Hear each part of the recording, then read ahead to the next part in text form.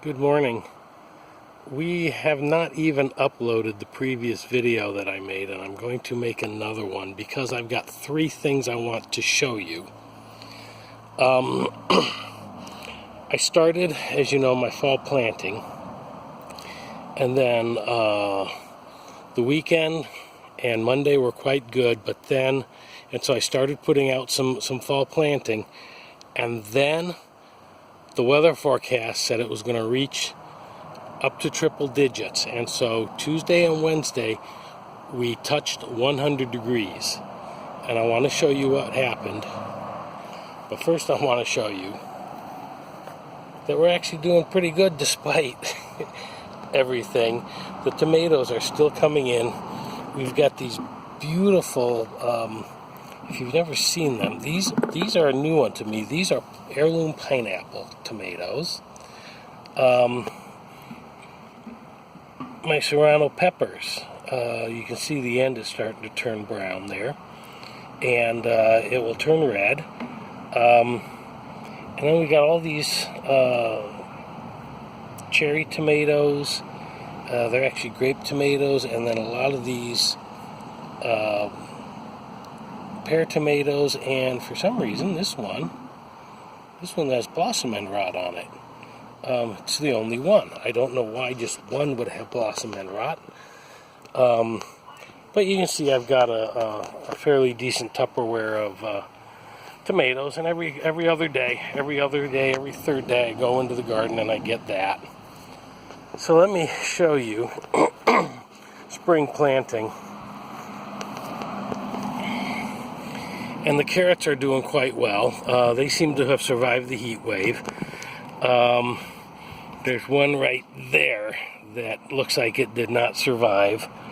As I've pointed out previously, I've got these on the wrong spacing.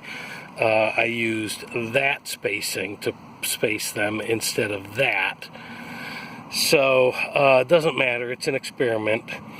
We'll see how it all goes. And even one carrot in here will be a success. I left my Swiss chard out, and 3 Swiss chards, and one is coming back, maybe a second one, but it looks like a foregone conclusion that I've lost the third one. The one in the middle is a goner. That's unfortunate because I have 3 beds that I want to transplant my starts into, and I want to see how each bed performs. I put these out on Sunday before I knew we were going to be getting the heat wave, and my 3 purple cauliflowers appear to be goners, just like that. I'm going to wait and see what happens, give them another day, see if they, as you can see, I kept them watered, but they didn't survive the heat. So we're going to see what happens. Maybe they'll try something, and we'll see. Here's the other thing. Well, okay, hang on. Top to bottom. Cilantros didn't survive the heat as well. I had some cilantro sprouting here, and they just kind of... That one right there seems to be the lone survivor. The rosemary seems to be doing good. I've got this these chicken wire covers that I make. Keep the squirrels and cats from digging in the loose dirt here. Check out what happened to the basil. It's got all this burning on the leaves. So these leaves are not going to be good for drying at all. So even the new growth is burnt. The oregano also. Look at the oregano here, burned. It's all these dark leaves. So I'm not going to get a second cutting of that oregano.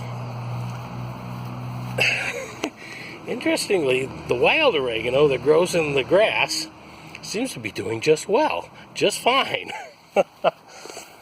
Over here in the strawberries, some of the strawberries that I transplanted from, or tried to establish from starts, look like they are goners as well. I pulled another one out on the far side, but no big loss. I've got several runners here as well, so I can reestablish that. I'm trying to get strawberries reestablished in the fall to so I don't have to go out in the spring and buy strawberry starts. We'll see how that works. Again, if you don't experiment a little bit, you're never going to learn. So what I try to do here is I have one strawberry plant at the top, then 2 on each of the second layers all the way around, and then 3 on the third layer, and then 3 to 4 on the final layer, and then half a dozen on each side just outside the planter.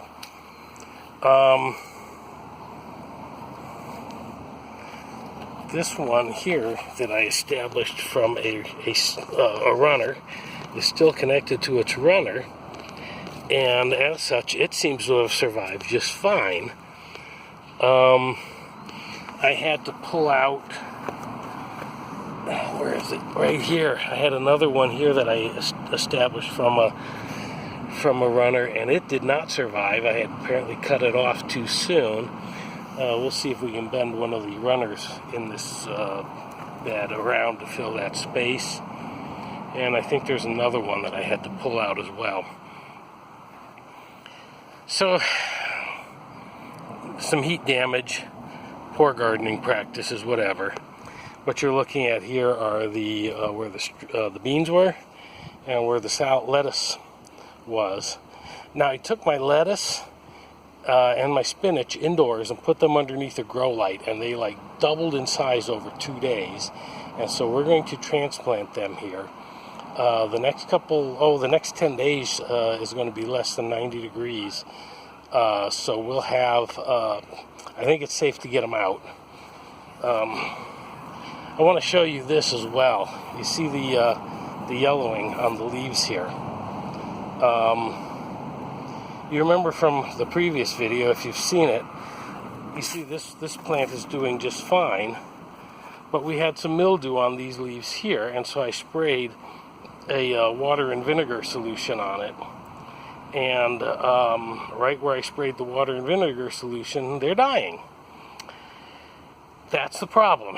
There's a lot of advice out there on how to deal with powdery mildew, but you have to remember powdery mildew is itself a plant, and anything that you spray to control the powdery mildew, if you're not careful, you will stress your plants. Learn from my fail. Let's keep going. This plant here was the one I was initially experimenting on, and you saw from the previous video it's basically dying, although nature never says give up. Here we got some new growth. And I'm afraid that I had a lot of powdery mildew issues going on with my lemon cucumbers, and I sprayed them as well, trying to treat them. And they are also, it was shortly after I sprayed them that they began to suffer and fail. So, my experiments with controlling powdery mildew with apple cider vinegar don't seem to be going so well. And you can see here, these leaves here I sprayed the other day, they have a lot of mildew on them because they're back here in the shade of the other plants. So I sprayed them, and then you can see where the mildew is, right here where the mildew is, they're dying, okay? Ouch. Damn things have little splinters. Hang on a second. The other thing to note is this tomato plant has a lot of stress on it. You see the yellowing leaves here and the stress back in here where it's the leaves are turning yellow back there.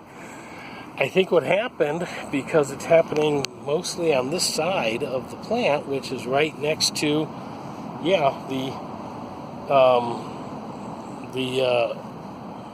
the lemon cucumber that I sprayed for powdery mildew, as I think I got wind drift of that vinegar mix onto the tomato plants. And so I think what you're seeing there is just some collateral damage from the my attempts to control the mildew. So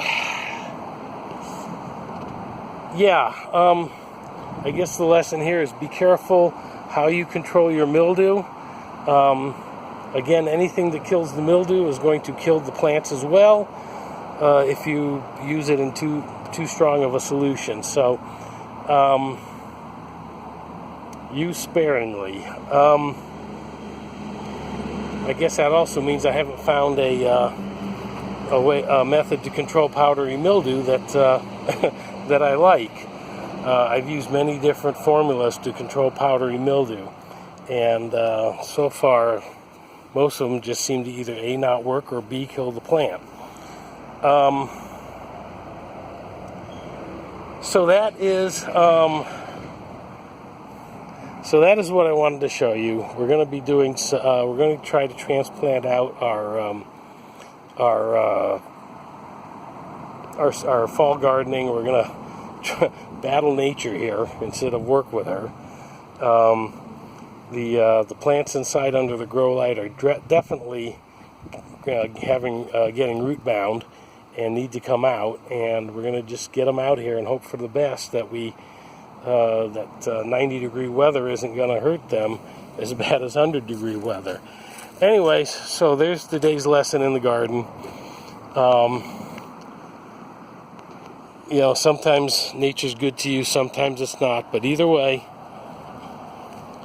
just carry on and keep going. Live and learn. It is what it is. Happy gardening. Subscribe if you want to see more videos. Like if you like it. Helps me with YouTube's suggestions and rankings. Have a good day and keep gardening.